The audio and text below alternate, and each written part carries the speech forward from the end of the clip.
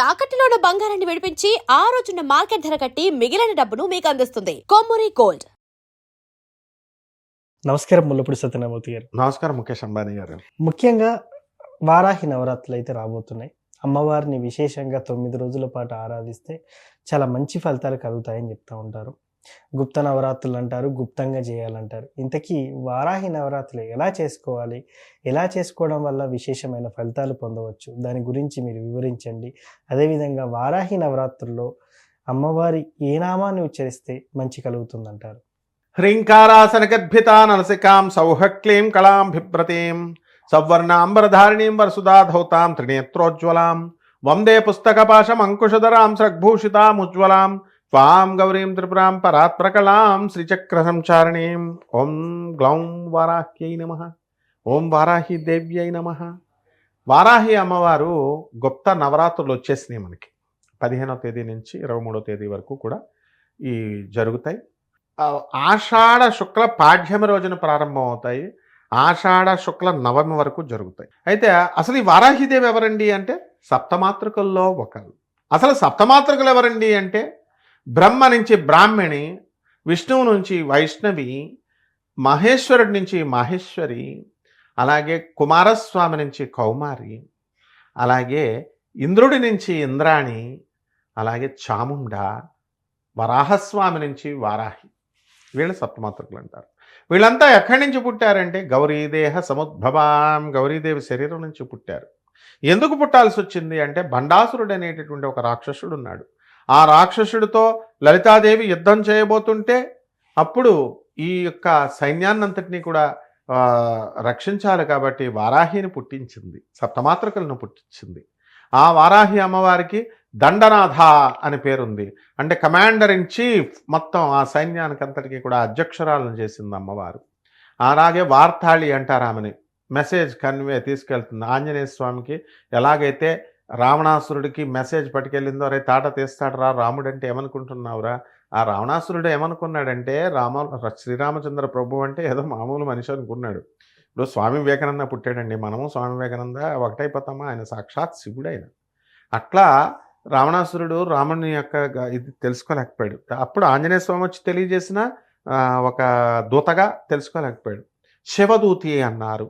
అందువలన ఈ యొక్క వార్తాళి అమ్మవారు ఏంటంటే వార్తలు పంపుతుంది బండాసురుడికి. అరే మూర్ఖుడా, అక్కడ ఉన్నది లలితమ్మరా, నువ్వేం చేయలేవురా అంటే వాడు వెండు. అసలు ఆ వాడేమనుకుంటాడు, నేను ఎప్పుడో చచ్చిపోయాను, విష్ణుమూర్తి 10 అవతారాలు ఎత్తి చంపేసినటువంటి రాక్షసులందరినీ నేను పుట్టించేశాను, ఇప్పుడు నా అంత గొప్పవాడు లేడు అనుకుంటున్నాడు. అది చాలా కష్టపడేవాడు మంత్రశక్తితో చేస్తాడు. అమ్మవారు ఎంతసేపు అండి, అమ్మవారికి లలిత అమ్మవారికి కరాంగుళిన కోత్పన్న నారాయణ దశాకృతి. కరము అంటే చెయ్యి, అంగుళి అంటే వేళ్ళు, కర అంగుళి నఖ అంటే గోల్డ్. ఇలా విదిల్చింది అమ్మవారు. విదిల్చగానే ఉత్పన్న, కర అంగుళి నఖ ఉత్పన్న పుట్ని నారాయణ. ఏం పుట్ని? శ్రీమన్నారాయణమూర్తి యొక్క 10 ఆకృతి అవతారాలు. కాబట్టి ఇలా వచ్చేసి అప్పుడు మత్స్య అవతారం, కూర్మ అవతారం, విష్ణుమూర్తి ఎత్తినటువంటి 10 అవతారాలు, రాముడు కృష్ణుడు అవతారాలు ఎత్తి వాళ్ళని చంపేశారు. భండాసురుణ్ణి అమ్మవారు చంపేసింది. కాబట్టి ఈ అమ్మవారు గ్రామ దేవత కాశీకి. అలాగే చక్కగా ఈ యొక్క అమ్మవారు మనకి క్షేత్రపాలకుడు ఎవరు? కాలభైరవుడు. గ్రామదేవత ఏమో కాశీకామ. స్వయంభూగా ఏమన్నా మా గుళ్ళు స్వయంభూ, దొంగ పెట్టాలు దొంగ గుళ్ళు పెట్టేసి వారాహి అమ్మవారు, ఈ ప్రత్యంగిర అమ్మవారు ఇవన్నీ అని పెట్టేశారు. ఎక్కడా లేవు. వారాహి అమ్మవారు కాశీలోనే ఉంటుంది. అసలు ప్రజలు దేవాలయాలకు వెళ్లే ముందు మొట్టమొదటిగా తెలుసుకోదే వారాహి తత్వం అంటే. వెళ్ళిపోయి విగ్రహాలకు వెళ్ళిపోయి దండలు, కొబ్బరికాయలు, పూలు దండలు వేసేస్తే రాదు. అసలు వారాహి అమ్మవారు ఆ కాశీ మహానగరాన్ని కృతయుగంలో ఆ యుగం నుంచి సంరక్షించింది, ఆ రాక్షసులను సంహరించింది. యుద్ధం అంతా అక్కడ జరిగింది. ఆమె గౌరవార్థం మనం పూజ చేసుకోవాలి, ఆమె అనుగ్రహం రావాలంటే. అంతేగాని మొత్తం జనమంతా గుడి దగ్గరికి వెళ్తే ఖాళీలు ఎక్కడుంటాయి? అసలే పవన్ కళ్యాణ్ ఎందుకు వారాహి దీక్ష చేస్తున్నాడు? డిప్యూటీ సీఎం అని చేస్తుంది, రాజ్యాధికారాన్ని ఇస్తుంది వారాహి అమ్మవారిని చేస్తే. భూ కబ్జాలు, భూ సమస్యలు. ఆయన పాపం వారాహి డిప్యూటీ సీఎం కాకముందు ఆయన ఒక రథాన్ని తయారు చేసుకుని దానికి వారాహి అని పేరు పెట్టాడు. ఆయన గ్రీన్ కలర్ పెడితే ఇది మిలిటరీ కలర్, ఈ కలర్ టెక్నికల్ ప్రాబ్లం వస్తుంది, మిలిటరీ వాళ్ళు బొక్కలా వేసేస్తారు ఇన్ని, లేకపోతే మిలిటరీ వాళ్ళు పర్మిషన్ ఎవరు, ఈ వాహనాన్ని ముందుకు వెళ్లకుండా మేము చేసేస్తామని వైఎస్ఆర్ పార్టీ వాళ్ళు చెప్పారు. మరి ఆపగలిగారు? కొడాలి నాని, అనిల్ కుమార్ యాదవ్ వీళ్ళందరూ కూడా పేరు నాని వీళ్ళంతా చెప్పారు. ఆపగలిగారా? ఆపలేరు.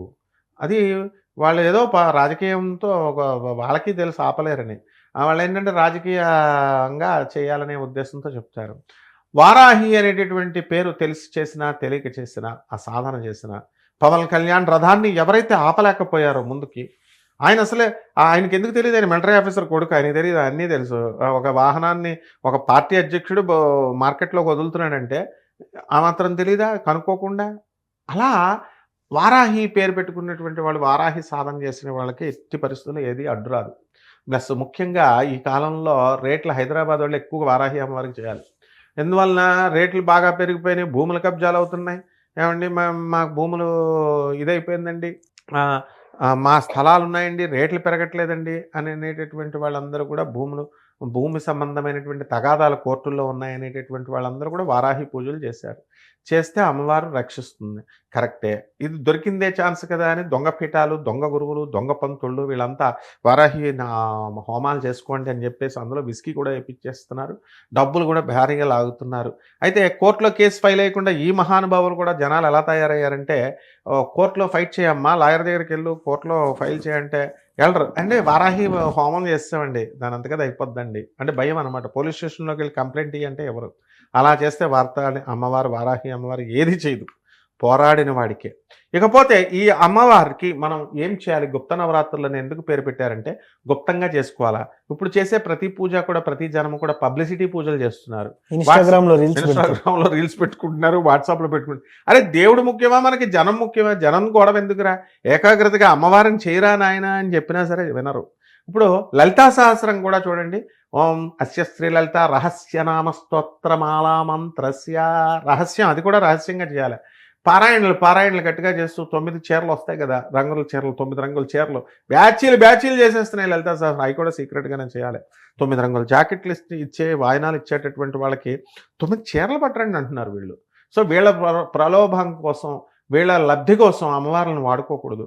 అలాగే ఈ యొక్క వారాహి అమ్మవారు ఎవరైతే సాధకులు, ఈ ప్రవచనకారులు కూడా ఎలా తయారయ్యారంటే, ఇది మామూలు వాళ్ళు చేసే పూజలు కాదు, సాధనాపరులు. కామాఖ్య అమ్మవారు అంబుబాచికి వెళ్ళేవది మామూలు జనానికి కాదు, సాధకులు, ఉపాసన చేసేవాళ్ళు. ఎవరు ఉపాసన చేసేవాళ్ళు? ప్రత్యేకించి ఏమైనా 24 hours కూర్చొని అమ్మవారు జపం చేసేసేవాళ్ళు ఎవరైనా ఉన్నారా? లేకపోతే నువ్వు చేసేసినంత మాత్రాన అమ్మవారు వచ్చి ఇస్తానని ఏమైనా చెప్పిందా? ప్రతి గృహిణి, ఇంట్లో దీపం పెట్టే ప్రతి గృహిణి ఉపాసకురాలే, సాధకురాలే. ఏ ఇల్లైనా దీపం పెట్టకుండా ఉంటుందా ముఖేష్ చెప్పు? ఎవ్వరైనా దీపం ప్రొద్దున్నే లేచగా బొట్టు కూడా పెట్టుకున్నావు చక్కగా, పూజ చేస్తారు. అదే ఉపాసన. అది మానేసి ఉపాసన అంటే ఏదో పెద్ద అఘోరీలు వచ్చేస్తారు, ఇలా కనబడిపోతారు, ఇలా మాయమైపోతారు, తర్వాత జడలు వేసుకుని అడుక్కునే వాళ్ళని చూపించి, కాషాయ బట్టలు వేసుకుని అడుక్కునే వాళ్ళని చూపించి వీళ్ళంతా అఘోరీలు వచ్చేసారు, తంత్రవేత్తలు, మంత్రవేత్తలు కామాయకు వచ్చేస్తారని ప్రవచనకారులు, స్వామీజీలే పబ్లిసిటీలు చేస్తుంటే మామూలు జనానికి నాలెడ్జ్ ఎప్పడం దుద్ది.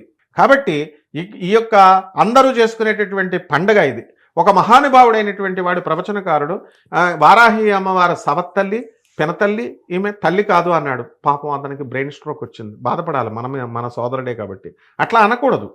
అలాగే ఇంకొక మహానుభావుడు ప్రవచనకారుడు, ఆధ్యాత్మికంగా ఉండేటటువంటి ఆయన ఇవన్నీ కూడా ఎండుమిరపకాయలు కిలోలు బస్తాలు ఎగ్జిబిషన్ గ్రౌండ్లో పెట్టి హోమాలు చేసేవారు.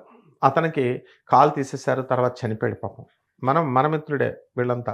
కాబట్టి ఇప్పుడున్నటువంటి పీఠాల వాళ్ళు ఎవరైతే ఉన్నారో వాళ్ళు విస్కీలు వేసేస్తున్నారు, హోమాలు అంటున్నారు, దోపిడీ చేస్తున్నారు.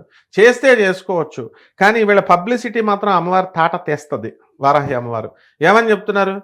అసలు అప్లికేషన్ పెట్టింది, వీసా అసలు రావట్లేదు, 10 times రావట్లేదు, జస్ట్ ఈ హోమం చేసేగానే వచ్చేసింది న్యూస్, అప్లై చేయకుండా. ఇది వీళ్ళ పబ్లిసిటీ. ఒక ఐపీఎస్ ఆఫీసర్ ఆ గుడికి వస్తే, ఐపీఎస్ ఆఫీసర్ చాలా ప్రాబ్లంలో పడిపోయాడు, అక్కడికి వచ్చేసాడు, హోమం చేయించుకున్నాడు, ఐపీఎస్ ఆఫీసర్ పరువు కూడా తీశారు వీళ్ళు. సో ఇలా స్టూడెంట్ పుస్తకాలు చదవకుండానే ఎంఎస్ వచ్చేసింది, మార్కులు. ఇక టీచర్లు, యూనివర్సిటీలు, ప్రొఫెసర్లు మేమంతా ఎందుకయ్యా అంటే ఎవడిష్టం వచ్చినట్టాడు చెయ్యండి, చేసుకోండి, సంపాదించుకోండి, ఎవరు వద్దంటలా. బట్ వాస్తవ జ్ఞానాన్ని అందించకుండా హైప్ ఎందుకు, ప్రజలకు ఎందుకు, వాళ్ళు అదే అనుకుంటున్నారు పాపం. ఈ ప్రజలు కూడా దొంగలుగా తయారయ్యారు. వీళ్ళు ఏంటంటే అబ్బా లాభాలు వస్తాయి ఇన్స్టెంట్, వారాహి అమ్మవారు చేసేస్తే ఏమంటే చాలా పవర్ఫుల్ అండి. లక్ష్మీదేవి, సరస్వతీదేవి, పార్వతీదేవి ఎవరో, ఆమె వారాహి. ఈమెం స్పెషల్గా ఇవ్వదు, వాళ్ళు ఏమో స్పెషల్గా ఇచ్చారా? కాబట్టి 9 రోజులు కూడా నాయన చక్కగా భక్తిగా కలశం పెట్టుకోవాలి. ఉదయం నిద్ర లేచి ఎర్రని జాకెట్ కానీ ఆకుపచ్చని రంగు జాకెట్ కలశంలో పెట్టి, మామిడాకుల కలశం మీద పెట్టి, పసుపు కొమ్మును కట్టేసి కలశానికి పసుపు కొమ్మల దండ వేసి అమ్మవారికి, ఆ తర్వాత తమలపాకులో విఘ్నాధిపతి అయినటువంటి వినాయకుడిని మనం పూజ చేసి, ఈ వారాహి అమ్మవారికి మనం రోజు నిత్యం పూజ చేయాలి. మనకి వారాహి అష్టోత్తరం ఉంది. వారాహి ఎవరెవరు గురువుల దగ్గర వాళ్ళ మంత్రాలు తీసుకున్న వాళ్ళందరూ కూడా ఆ రోజు మంత్రాలు జపాలు చేసుకోవచ్చు, చాంటింగ్ చేసుకుంటే. నైవేద్యాల కోసం మళ్ళీ భయంకరమైన నైవేద్యాలు మనం తినేద్దాం కదా అని పాయసాన్నము, మంచి మంచి రుచికరమైన ఫుడ్డులు తయారు చేస్తున్నారు. పెట్టండి, పేదవాళ్ళకి పెట్టండి. మీరు కొంచెం తీసుకొని పేదవాళ్ళకి పంచండి.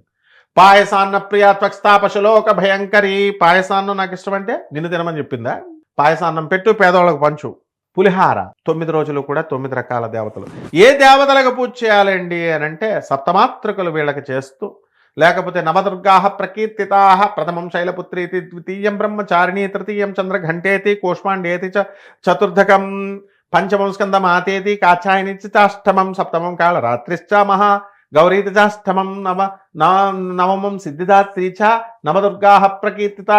ఈ 9 మంది దేవతలను పెట్టుకోవచ్చు. శైలపుత్రి, బ్రహ్మచారిణి, కూష్మాండ, ఇలా దుర్గలు. అమ్మవార్లు ఎవరైనా సరే, అన్నపూర్ణ, కామేశ్వరి, ఇట్లా అన్ని రకాల అమ్మవార్లని, ఏదో ఒక రకమైనటువంటి అమ్మవార్లని ఈ 9 రోజులు అమ్మవారికి అలంకారం చేసుకొని మనం చక్కగా అష్టోత్తర నామాలతో పూజ చేసుకోవచ్చు, ఆ మంత్ర జపాలతో పూజ చేసుకోవచ్చు. చేసుకున్న తర్వాత నైవేద్యం ఏదీ లేదండి బాబు మేము ఏమీ చేయలేమంటే పాయసాన్ని పెట్టుకోండి. వడపప్పు, కందిపప్పు, అన్నము, ఉడకబెట్టిన కందిపప్పు కూడా పెట్టొచ్చు, ఉడకబెట్టిన శనగలు పెట్టొచ్చు ఒకరోజు, పులిహార, తర్వాత ఈ యొక్క పాయసాన్నము, దద్దోజనము, అప్పాలు, ఇవన్నీ కూడా నైవేద్యాలు పెట్టొచ్చు. అలాగే అమ్మవారికి ఆ సీజన్లో దొరికేటటువంటి పుష్పాలన్నీ కూడా పెట్టొచ్చు. స్నిగ్ధౌధన ప్రియ నైవేద్యాల మీద ఆవు నెయ్యిని పెట్టొచ్చు. ఈ రకంగా 9 రోజులు చేసుకున్నట్లయితే మనం పురుష ప్రయత్నం కూడా చేసుకోవాలి. పురుష ప్రయత్నం చేసుకుని అమ్మవారిని, జగన్మాత అయినటువంటి ఆ యొక్క వారాహిని, ఉగ్రదేవత కాదు ఆమె మామూలు పార్వతీదేవ అవతారం అని చెప్పి చేసుకున్నప్పుడు శుభ ఫలితాలు వస్తాయి నాయన. అలా కాకుండా ఎవడెవడో చెప్పాడైనా, అసలు గురు పరంపరలో రానటువంటి వాడు ఉగ్రదేవత ఆరాధన ఇట్లా పిచ్చి పిచ్చి చెప్తే, ఆ భయంతో చేస్తే ఫలితం ఏమొస్తుందో చెప్పు. ఈ రకంగా సకల ఆశ్రిత కల్ప వృక్షం అమ్మవారు, కామధేనువు తల్లి, సాక్షాత్తు జగజ్జనని అయినటువంటి పార్వతీయే ఆమె. గణపతి మహారాజ్ కుమారస్వామి కూడా ఆయన భక్తుడైనటువంటి ఒక ప్రేతాత్మక తయారైనటువంటి వాడి కుమారుడు. తండ్రికి చచ్చిపోతాడు, ప్రేతాత్మ అవుతాడు. వాళ్ళ కొడుకు వినాయకుడి భక్తుడు, తీసుకెళ్ళమంటే వాళ్ళని తీసుకెళ్ళి మోక్షం ఇప్పించాడు. వెంటనే వినాయకుడు చూసి, వారాహి అమ్మవారు భయపడాల్సినటువంటి పని లేదు, ఉగ్రరూపంలో ఉంటుంది, అమ్మవారిని స్తుతిస్తాను అని చెప్పి, అప్పుడు అమ్మవారిని స్తుతిస్తే గౌరీనందన అని వినాయకుడిని చక్కగా ఆశీర్వదిస్తుంది. అందువలన ఎక్కడా కూడా వారాహి అమ్మవారు ఎవ్వరికీ కూడా హాని చేయలేదు. భూముల కబ్జాలైనటువంటి వాళ్ళు భూములు ఏ లాయర్ని పెట్టుకోకుండా మీకు అమ్మవారు ఇచ్చేస్తుందా? మీరు పోరాడాలి తప్పకుండా. భూ తగాదాలు ఇవన్నీ కూడా పూర్తి చేసేటటువంటి దేవత, మనకు అనుకూలమైనటువంటి ఫలితాలను ఇచ్చేటటువంటి జగజ్జనని ఆ వారాహి అమ్మవారు నాయన. ముఖ్యంగా అమ్మవారి గురించి చాలా చక్కగా చెప్పారు గురువు గారు. నమస్కారం. ధన్యవాదాలు.